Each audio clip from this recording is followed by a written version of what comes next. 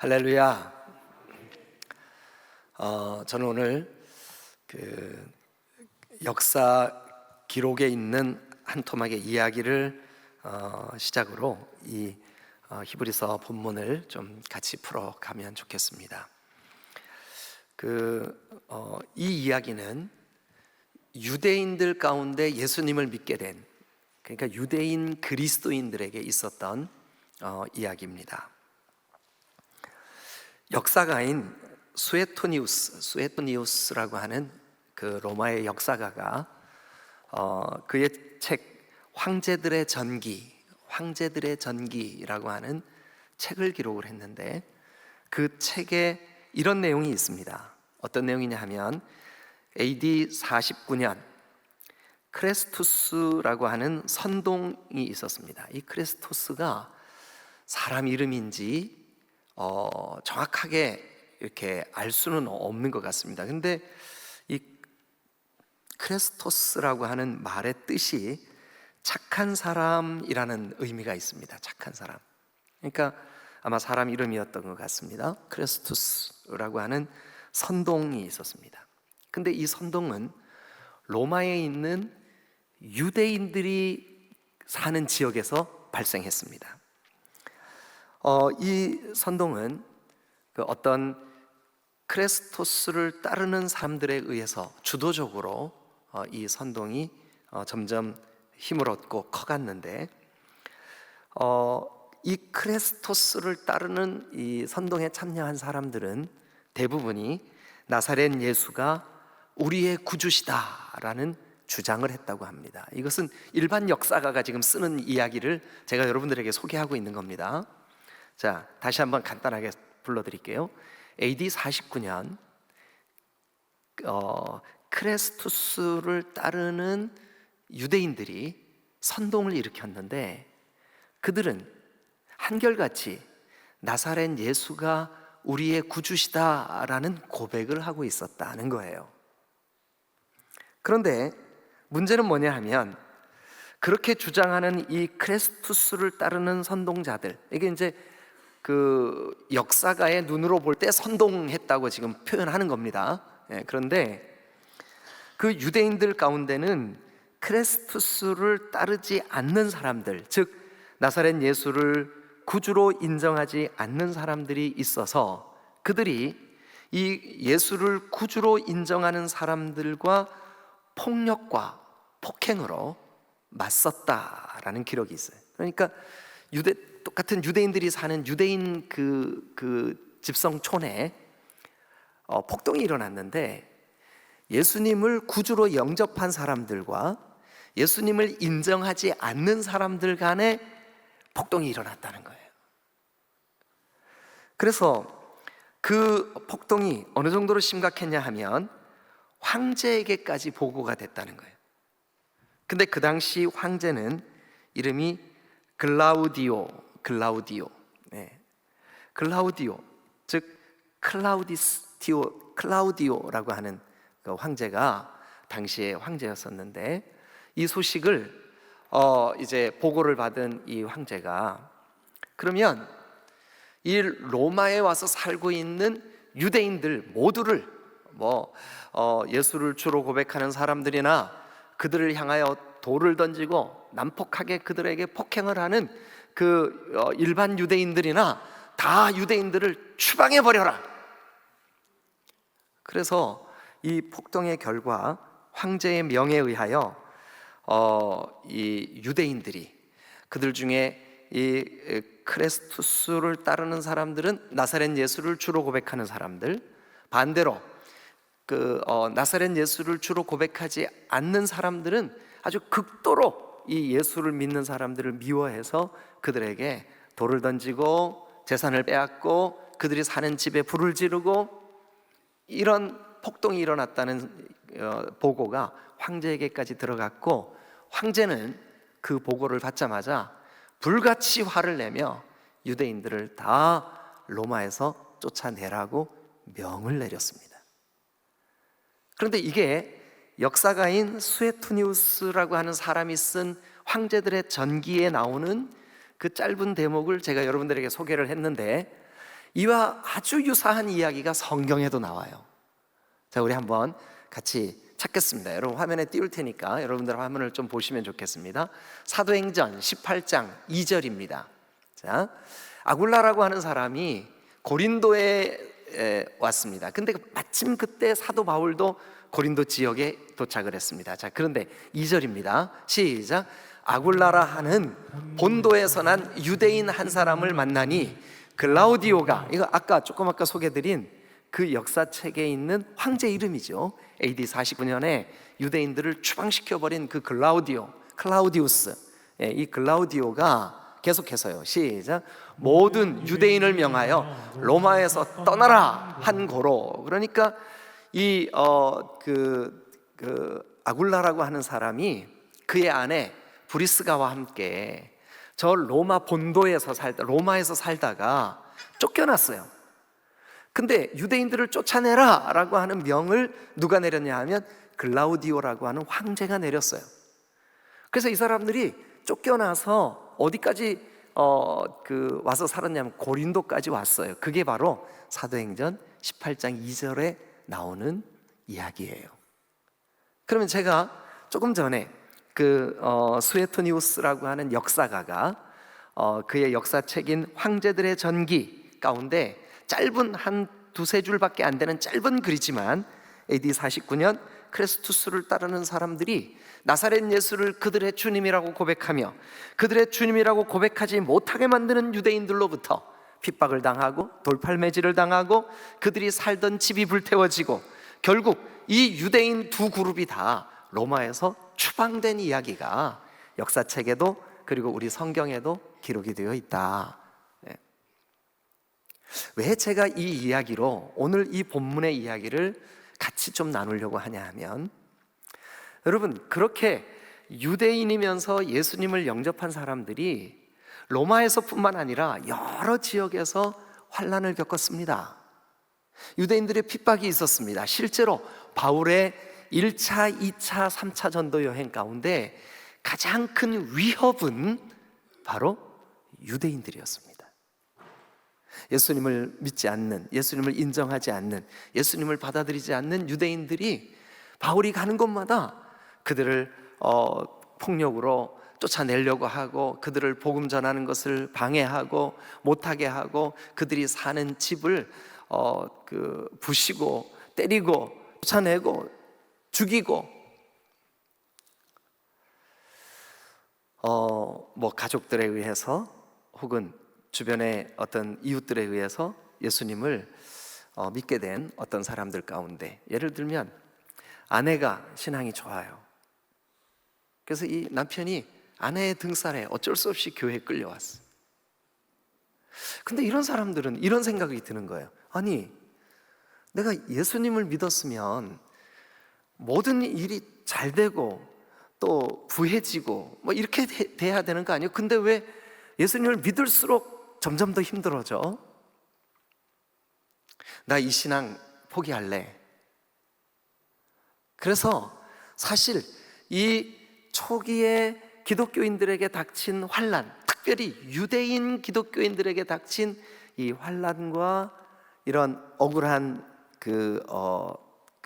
여러 가지 핍박들 때문에 신앙에 견고하지 못한 사람들은 교회 내에 속해 있었지만 믿음이 심각하게 흔들렸어요. 자, 그게 성경에 나오나 우리 한번 같이 보시죠. 오늘 우리가 함께 나눌 5장 본문에 우리 후반부인 11절부터 한번 보겠습니다. 11절부터. 이제 제가 멜기세덱에 대한 이야기 그런 것들은 조금 이따 설명을 드릴 거니까 그냥 쭉 한번 읽죠. 11절 시작. 멜기세덱에 관하여는 우리가 할 말이 많으나 너희가 듣는 것이 두나무로 설명하기 어려우니라. 그러니까 그 환난이 오고 예수 믿는 그 삶이 고단하게 느껴지는 그 사람들이 아직 어떤 문제가 있었냐면 듣는 것이 둔해요. 그래서 자기가 듣고 싶은 것만 들어요. 또 듣기를 원하는 것만 들어요. 그런 그리스도인들, 사실 어떻게 보면 아직 예수님이 그의 왕이 되시고 그의 구주가 되셔서 통치자가 되시고 그러지 못한 사람들이겠죠. 근데 어쨌든 듣는 것이 둔해요. 그래서 그들이 지금 이런 AD 49년과 같은 그 글라우디오스 황제 때에 있었던 그리스도인들을 향한 극심한 핍박이나 이런 환란이 왔을 때 그들은 어떻게 됐냐 하면 12절 한번 보시죠. 12절. 자, 시작.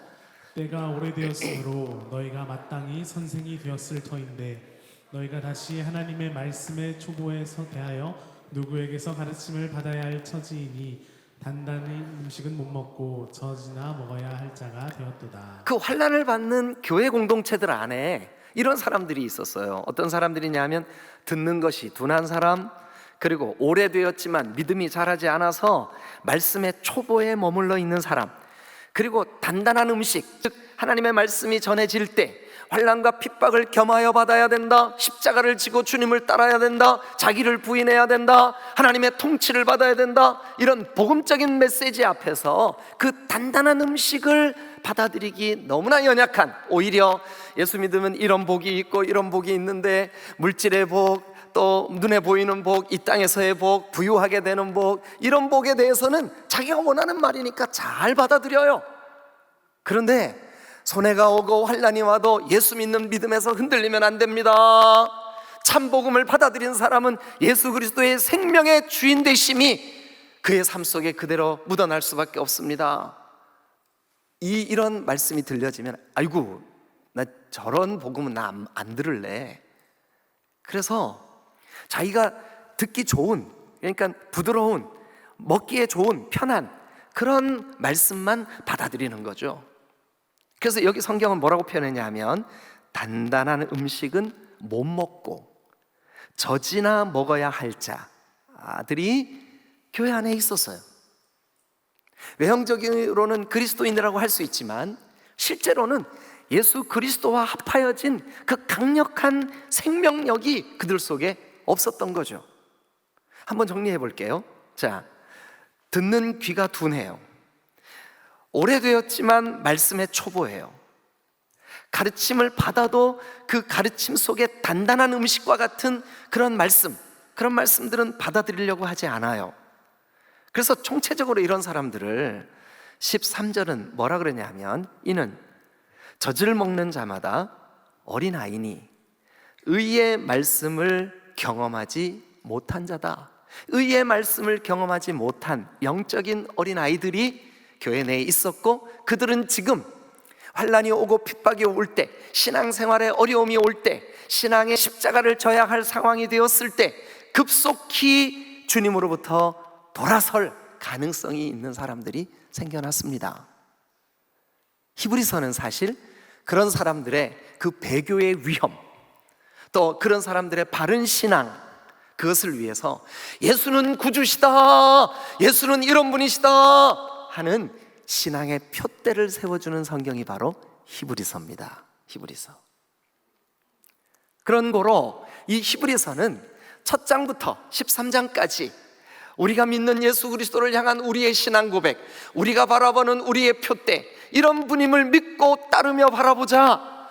이 히브리서가 전체가 이런 내용이에요. 근데 그 중에 한 부분인 오늘 4장 14절부터 5장 14절, 이것을 저는 한 주제, 한 문단, 그리고 한 단락으로 여러분들과 함께 좀 나누고자 합니다. 제가 우리 디딤돌교회 오기 바로 직전에 충주에서 목회를 했습니다. 그런데 그 교회가 충주에서 가장 먼저 개척된 교회예요. 충주, 음성, 제천, 단양, 그 주변에 있는 여러 도시들을 통틀어서 그 교회가 제일 먼저 세워졌어요. 1954년 6.25 전쟁이 막 마무리될 때 교회가 세워졌어요. 그래서 초기 이 교회는 선교사님들의 도움으로 백동호 전도사님이라는 분이 북한에서 피난 내려와서, 원래 북한 사람인데 신학 공부를 전도사님, 그러니까 신학 과정을 오늘날처럼 그렇게 깊게 공부하신 분이 아니셨어요. 얼마 전에 돌아가셨어요. 저도 그분이 제가 사역하던 교회 개척자였기 때문에 종종 같이 식사 대접도 하고 또 우리 교회 초대도 하고 이렇게 했던 분인데 아주 신사해요. 아주 젠틀하신 분이에요. 그분이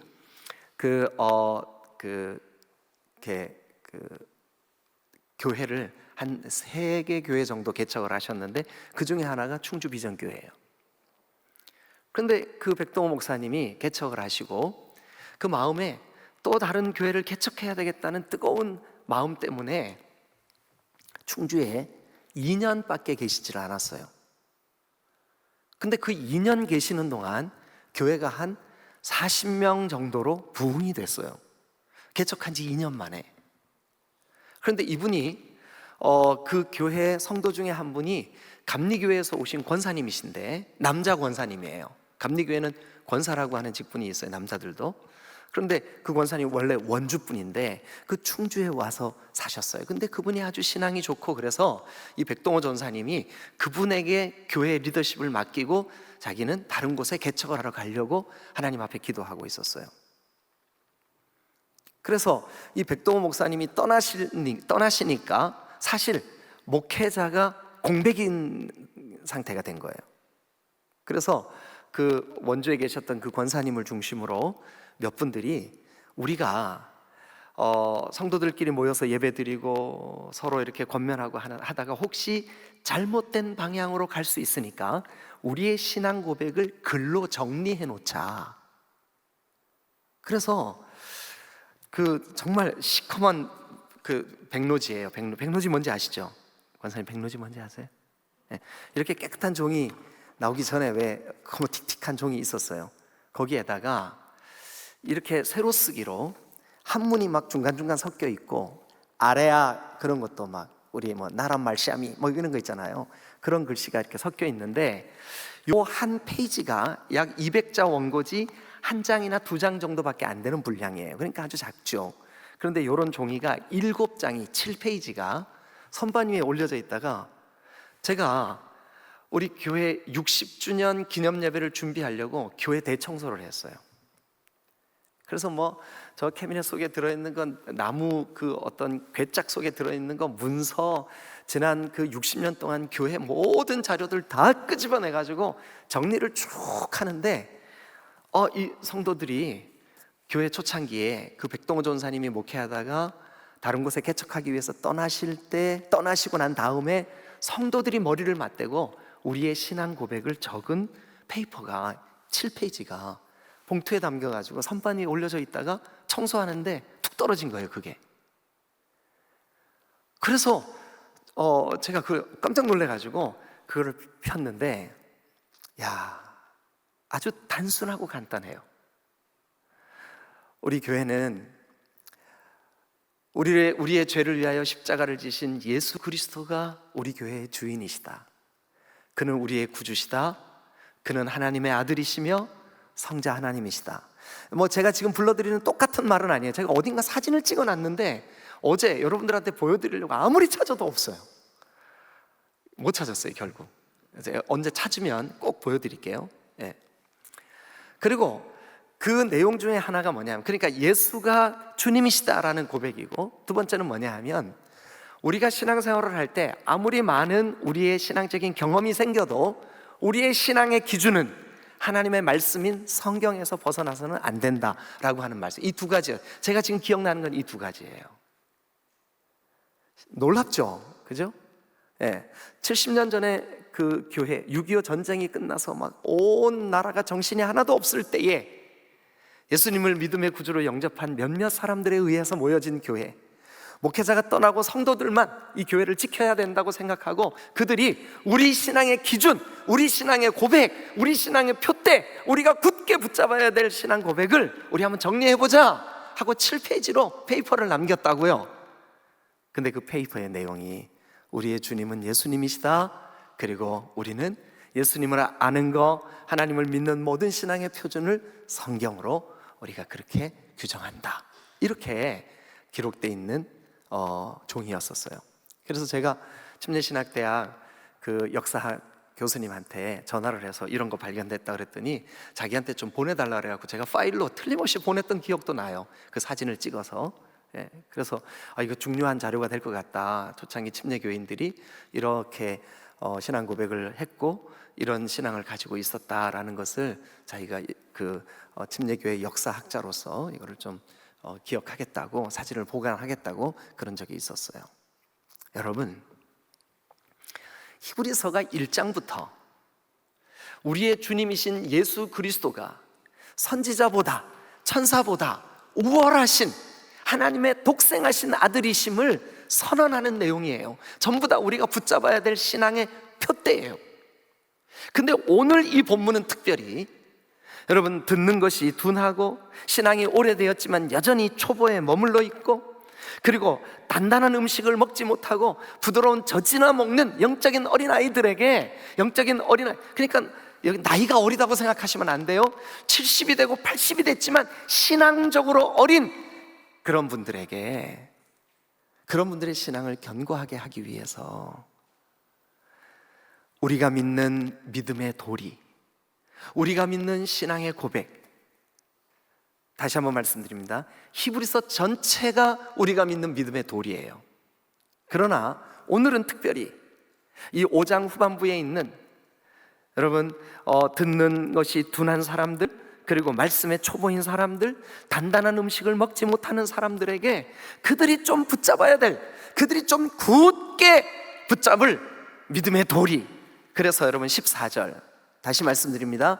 4장 14, 15, 16절이 5장하고 분리되어 있지 않아요. 문단을 여러분 혹시 보시면, 나중에라도 한번 좀 보시면 좋겠는데, 이 5장으로 넘어갈 때 접속사로 연결되어 있어요.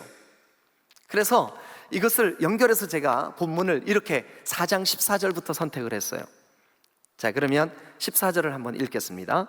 시작. 그러므로 우리에게 큰 대제사장이 계시니 승천하시니 곧 하나님의 아들 예수시라. 우리가 믿는 도리를 굳게 잡을지어다. 자, 그러면 여러분, 요 문장에서 우리가 믿는 도리가 뭘까요? 우리가 믿는 도리를 굳게 붙잡자. 근데 우리가 믿는 도리가 뭘까요? 그것은 바로 우리에게 큰 대제사장이 계시는데 그분이 바로 예수님이다 라고 하는 도리예요. 예수님은 우리의 큰 대제사장이시다. 이 도리, 이 믿는 바, 이 믿는 신앙 고백, 우리가 이거 굳게 붙잡자. 여러분, 우리가 정말 듣는 것이 둔하고 아직 믿음의 초보에 머물러 있고 단단한 음식을 잘 섭취하지 못하는 영적 어린아이의 일을 버리고 우리의 믿음의 도리를 굳게 붙잡으시기를 주님의 이름으로 축원합니다. 근데 우리의 믿음의 도리가 뭘까요? 그것은 오늘 4장 14절이 우리에게 말씀하시는 대로 우리에게 큰 대제사장으로 계시는 분이 예수님이라는 사실이에요. 이게 우리가 믿는 도리예요. 우리가 믿는 도리, 우리에게 큰 대제사장 곧 예수 그리스도가 우리가 믿는 도리요, 우리가 붙잡아야 할 신앙 고백이요, 우리의 믿음의 주요, 우리를 온전케 하시는 분이신 줄로 믿으시기를 축원합니다. 여러분, 대제사장은 그가 하는 일이 뭐냐 하면 속죄 제사를 드리는 사람이 바로 대제사장이에요.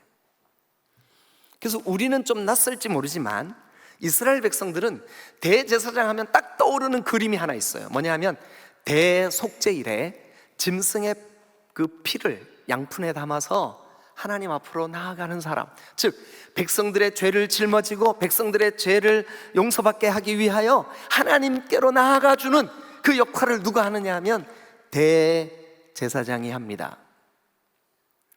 그런데 구약 성경에는 반드시 대속죄일이 다가올 때마다, 매해마다, 그리고 죄를 질 때마다 백성들은 이 피의 제사를 드려야만 했습니다. 짐승 제사를 드려야만 했습니다.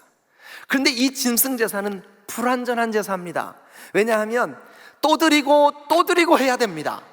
또 드리고 또 드리고 하는 것은 완전하지 못하니까 또 드리는 거예요.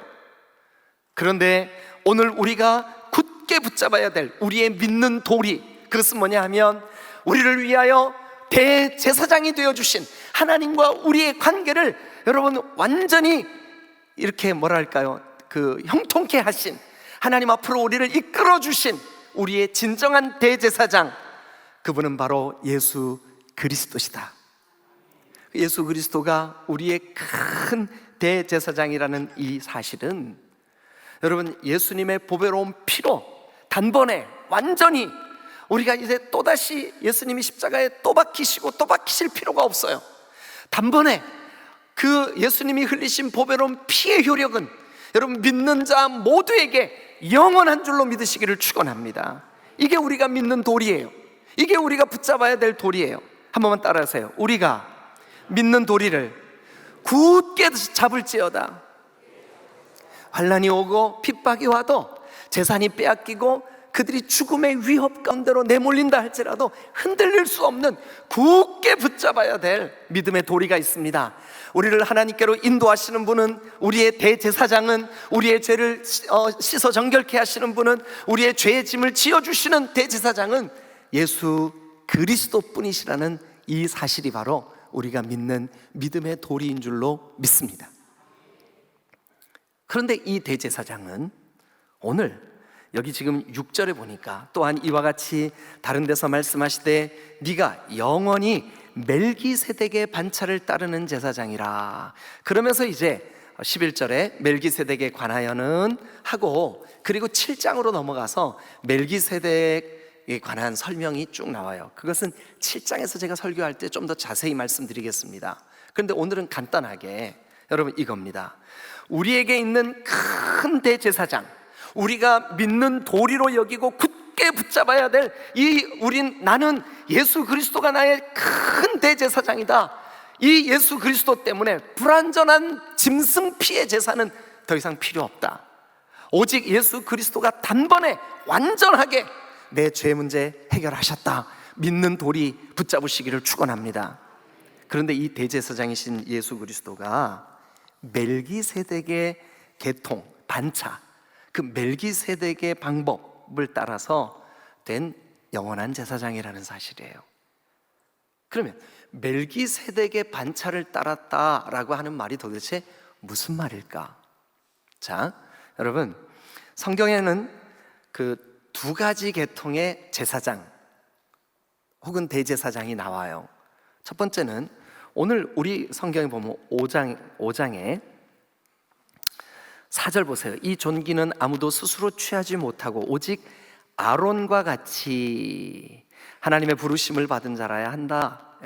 그러니까 아론의 반차를 따른, 이 반차라고 하는 것은 계승입니다. 통로입니다. 그 방법입니다. 이게 반차예요. 이게 좀 말이 어렵죠, 그죠? 그런데 아론의 반차를 따랐다는 것은 아론의 아들이 제사장이 되고, 또 그 아들의 아들이 제사장이 되고, 또 그 아들의 아들이 제사장이 되고, 이게 아론의 반차를 따르는 거예요. 그런데 여러분, 그 아론의 제사장직을 계승받아서 제사장이 됐던 사람들 가운데 홈리와 비느하스는 어땠어요? 타락한 제사장들이었어요. 백성들이 가지고 온 재물을 자기 욕심에 따라 아무렇게나 끄집어내서 자기가 착복한 사람들이었어요. 성전을 섬기는 여인들을 가까이 하며 성적으로 타락한 사람들이었어요. 하나님이 그들을 심판하실 수밖에 없는, 이거 심각한 문제잖아요. 백성들을 대신해야 될 대제사장, 백성들의 죄를 하나님 앞에 용서를 구해야 될 제사장이 오히려 자기가 더 타락한 모습으로 살아가니 이 제사장으로는 완전한 우리의 문제가 해결될 수 있을까요? 그래서 아론의 반차를 따른 이 제사장 직무는 불완전합니다. 그런데 여러분, 오늘 여기 성경에 6절에 보니까 네가 영원히 멜기세덱의 반차를 따르는 제사장이다. 멜기세덱의 반차를 따랐다. 여러분, 다음 주에 좀 더 자세히 말씀을 나누기로 하고, 일단 7장 1절을 한번 가보세요. 이렇게 돼 있습니다. 이 멜기세덱은, 일단 멜기세덱을 소개하면서 살렘 왕이요. 그런데 이 살렘이라고 하는 지역이 실제로 존재했던 지역인지 아닌지 분명치가 않아요. 우리가 알 수 있는 것은 뭐냐 하면 이 살렘이라고 하는 말은 평화라는 뜻이 있어요. 자, 아론의 반차를 따른 제사장들에 의해서는 완전한 평화가 이루어질 수 있을까요? 없을까요? 없어요. 그들도 자기 죄를 담당해야 돼. 그래서 여러분, 우리 히브리서 5장에 보면 이렇게 되어 있어요. 3절 한번 보세요. 5장 3절. 그러므로 백성을 위하여 속죄제를 드림과 같이 또한 자신을 위하여도 뭐가 필요해요? 속죄 제사가 필요해. 그러니까 자신을 위하여도 속죄 제사가 필요하니 완전하지가 못해. 하나님과 우리 사이에 완전한 살렘, 완전한 샬롬, 완전한 평강을 이룰 수가 없어요. 그 방법으로는, 그 피로는 안 되는 거예요. 그래서 멜기세덱은 여러분 여기 보니까 7장 1절에 살렘 왕이요, 그러니까 평화의 왕이요, 그 다음에 지극히 높으신 하나님의 제사장이라. 지극히 높으신 하나님의 제사장이라. 아론의 반차는 인간 제사장이라면 멜기세덱은 하나님의 제사장. 당연히 아론의 반차도 하나님의 제사장이죠. 그러나 그들의 연약함을 볼 때는 인간적인 제사장이라는 거죠. 그리고 또 그 다음도 보면 7장 2절 말씀 한번 보죠. 거기에 보면 아브라함이 그의 모든 것의 10분의 1을 그에게 나누어 주니라. 아브라함이 그의 11조를 이 멜기세덱에게 드렸대요. 그러니까 이 멜기세덱은 아론의 제사장 직무가 생기기 수백 년 전, 여러분 모세 때 아브라함의 아들 이삭, 이삭의 아들 야곱, 야곱의 아들 12지파가 요셉에 의해서 애굽에 들어가고 그들이 400년 동안이나 종살이하고 난 후에 모세를 부르시고 모세에 의하여 제사장 직무인 아론의 직분이 생겼어요. 그러니까 그것보다 훨씬 이전에 아브라함 때 이미 이 멜기세덱의 반차, 멜기세덱의 방법, 하나님의 제사장이 세워진 거예요. 누구를 위해? 아브라함을 위해. 누구를 위해? 믿는 자들을 위해. 근데 이 직분은 어디에서 왔을까요? 하늘로부터 온 거예요. 어떻게 해요?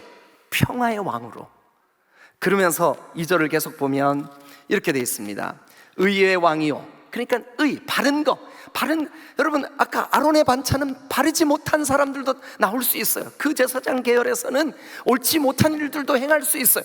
그러나 이 멜기세덱의 반차는 의의 왕이요, 그 다음은 살렘 왕이요, 그 다음 평강의 왕이요, 아버지도 없고 어머니도 없고 족보도 없고 시작한 날도 없고 생명의 끝도 없어. 하나님의 아들과 닮아서. 이 닮아서라고 하는 헬라 말은 아포모이오라고 하는 단어인데 복사되어라는 의미가 있어요. 복사되어, 똑같다라는 의미예요. 그러니까 이 멜기세덱의 반차는, 멜기세덱의 제사장 직무는, 멜기세덱의 대제사장 된 것은 하나님의 아들과 동일하다는 뜻이에요. 그것을 예수 그리스도가 지금 멜기세덱의 반차를 따라 대제사장이 됐다는 뜻이에요. 그러면 아론의 반차는 불완전하나 멜기세덱의 반차는 완전한 줄로 믿습니다. 아론의 반차는 평화가 깨질 때가 있으나 멜기세덱의 반차는 평화의 왕이신 줄로 믿습니다. 아론의 반차로는 또다시 반복되는 제사가 필요하나 멜기세덱의 반차는 한 번 영원히 그의 몸으로 친히 제물이 되신 예수 그리스도. 그래서 이 대제사장은 멜기세덱의 계통을 따라된 영원한 제사장이심을 믿으시기를 축원합니다. 이거 우리가 붙잡아야 돼요. 이게 우리의 믿는 도리예요. 예수 그리스도, 그는 멜기세덱의 계통을 따라된 영원한 제사장이시구나, 영원한 제사장이시구나. 이 믿음의 도리를 굳게 붙잡으십시오. 우리의 환경에 어려움이 있고 우리의 신앙에 위협적인 요소들이 있다 할지라도 흔들릴 수 없는, 우리가 반드시 꼭 붙잡고 굳게 서야 될 우리의 믿음의 도리, 멜기세덱의 계통을 따라된 영원한 제사장, 그게 바로 우리 주 예수 그리스도시구나. 할렐루야. 마지막으로 5장은 이 예수 그리스도가 그 제사장 직무를 감당하는 샘플을, 그 예를 이렇게 들었습니다. 7절 다 같이 한번 읽겠습니다. 시작. 오실 때에 그를 죽음에서 능히 구원하실 이에게 심한 통곡과 눈물로 간구와 소원을 올렸고 그의 경건하심으로 말미암아 들으심을 얻었느니라. 자, 여기 보면 우리 7절 끝에를 먼저 보겠습니다. 그의 경건하심으로 말미암아 하나님 아버지가 그의 간구를 들으셨다, 이렇게 돼 있죠. 그리고 이제 앞부분으로 갑니다. 그는 육체에 계실 때 자기를 죽음에서 능히 구원하실 분, 십자가를 지시는 십자가 위에서도, 그 고난의 죽음 가운데서도 예수님은 아버지를 향한 믿음이 흔들리지 않았다는 뜻이에요. 그렇게 이해하시면 돼요. 죽음과 같은 고통 속에서도 자기를 능히 이 죽음에서 다시 살리실 아버지를 향한 그 믿음을 흔들리지 않으신 그리스도, 그 그리스도 9절 8절, 그가 아들이시면서도 받으신 고난으로 순종함을 배워, 그러니까 그 고난의 한가운데서도 아버지를 향한 신실한 믿음으로 흔들리지 않고 끝까지 아버지의 뜻, 아버지의 구속, 자기가 희생 화목 제물이 되시는 이 제사, 여러분 흔들리지 않고 신뢰했어요. 믿었어요. 누가요? 예수님이. 그런데 여러분 한번 생각해 보세요. 우리의 믿음은 환난이 오고 핍박이 오면 이리 흔들리고 저리 흔들려요. 심지어 교회 안에서 신앙적으로 연약한 사람이 여러분들의 마음을 격동케 해서 실족하게 하는 일 있을 수 있어요. 심지어 저도 어떨 때 여러분들의 마음을 상하게 할 때가 있어요. 여러분, 우리 인간의 믿음은 그래요. 흔들릴 수 있는 요소들도 많고 또 실제로 흔들리는 경우가 얼마나 많은지 몰라요. 그러나 여러분, 예수님이 아버지 하나님을 향한 신뢰하는 마음은 죽기까지 변치 않으신 줄로 믿습니다. 그 순종함으로 아버지의 뜻이 이루어지는 것을 우리에게 보여주셨어요. 자, 그 마음을 가지고 다시 한번 그 대목을 보실래요? 그가 육체에 계실 때 7절입니다. 자기를 죽음에서 능히 구원하실 이에게 심한 통곡과 눈물로 간구와 소원을 올렸고, 그의 그 경건하심, 즉 아버지 하나님을 향한 신실한 믿음, 그게 경건이에요. 그 신실한 믿음 때문에 아버지는 그의 간구를 들으셨다. 그 들으심을 얻었다.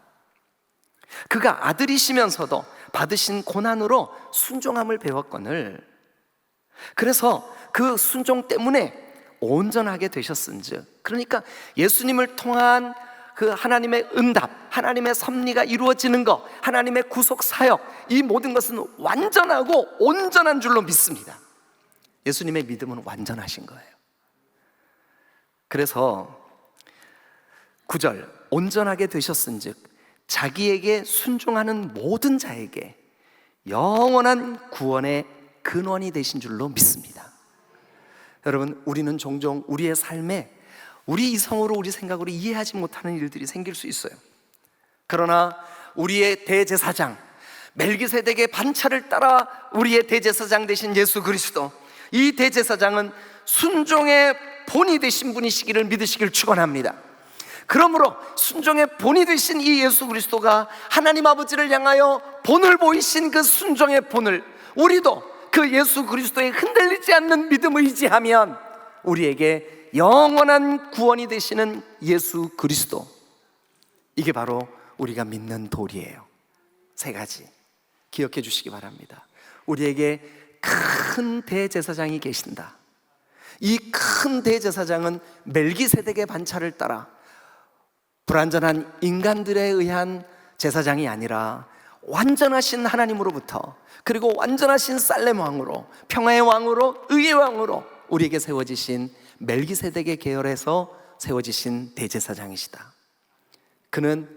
그가 육체의 죽음 가운데 죽음을 경험하면서도 아버지를 향한 경건함을 잃지 않으심으로 우리에게 순종의 본을 보이셔서 예수 그리스도의 도, 예수 그리스도의 십자가, 예수 그리스도의 그 죽으심과 부활, 그 사실을 믿는 모든 자에게 영원한 구원이 되시는 줄로 믿습니다.